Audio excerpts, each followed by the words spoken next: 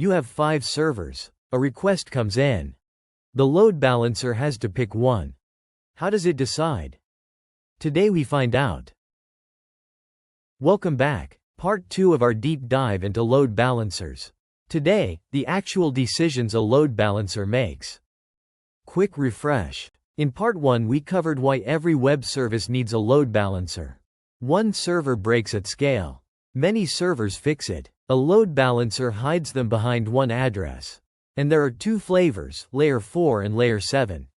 Now the real question. How does the load balancer pick which server gets each request? Here's the problem in concrete terms. A user sends a request. It hits your load balancer. Behind the load balancer you have, let's say, 5 servers. All identical, all ready. The load balancer has to pick exactly one. Send the request to server 1? Server 3? Server 5? The strategy it uses to make that decision is called a load balancing algorithm. There are 4 common ones you need to know. First algorithm, round robin. Think of dealing cards. You go around the table, give one card to each player, then come back to the first one. That's exactly what round robin does. Request 1 goes to server 1. Request 2 to server 2. Request 3 to server 3. Request 4 loops back to server 1. And so on. Simple, predictable, easy to implement. But round robin is blind. It doesn't know if server 2 is busy with a heavy query while server 3 is sitting idle. It just sends an order. Second algorithm, least connections. Imagine you're at a grocery store. 3 checkout lanes are open. One has 5 people in line. Another has 2. The third has 1. Where do you go? The shortest line. That's least connections. The load balancer tracks how many active connections each server has. New requests go to the server with the fewest. Better than round robin when requests have variable durations. A heavy report query and a quick health check are very different amounts of work. Least connections naturally balances around that. Third algorithm, weighted round robin. What if your servers aren't identical? Maybe one is a beefy machine, the others are smaller. You don't want to give them all the same traffic. Weighted round robin lets you assign each server a weight. A server with weight 3 gets 3 times the traffic of a server with weight 1. Same logic as round robin, scaled by capacity. Fourth algorithm, IP hash. The load balancer takes the user's IP address, runs it through a hash function. The result determines which server. Same user IP, same server. Every time. Why would you want this? 2 reasons. First, caching. If server 2 has cached data for this user, you want them to keep hitting server 2 so the cache stays warm. Second, session affinity, which we'll get to in a minute. The downside. If a server goes down, every user routed to it gets reshuffled. Their cached state is lost.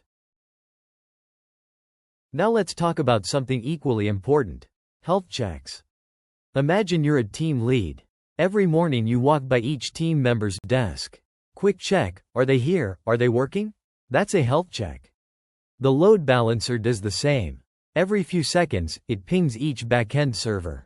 The ping might be a simple HTTP request to a /health endpoint. If the server responds, healthy. Keep using it. If the server doesn't respond, the load balancer tries again. After a few misses, it marks the server unhealthy. Pulls it out of rotation. Traffic automatically reroutes to healthy servers. The user never notices the failed one. When the dead server comes back online and starts responding to health checks again, the load balancer adds it back. Self-healing infrastructure. Last thing for this episode. Sticky sessions, also called session affinity. When you log into a website, the server gives you a session, a way to know you're you on the next request. If that session lives in memory on one specific server, only that server knows you're logged in. So the load balancer has a problem. If your next request hits a different server, you appear logged out. The fix is sticky sessions. The load balancer remembers which server it sent you to, usually via a cookie, and keeps sending you there.